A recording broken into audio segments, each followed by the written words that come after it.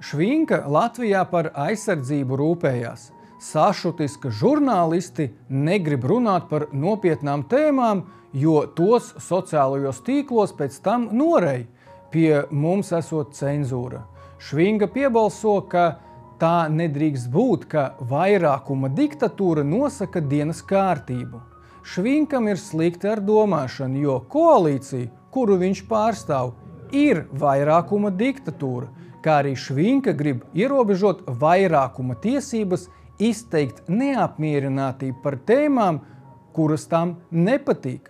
Es saprotu, ka viņam ir pieredze norīt, bet vairākumam tomēr nē, un skatoties, kā daži individi paši degradē valsti un velk visus sev līdzi, vairākums negrib klusi tam piekrist. Progresīvie ērti iekārtojušies. Kad ir izdevīgi, tie ir mazākuma balss, paralēli sēžot koalīcijā uz vairākuma rēķina.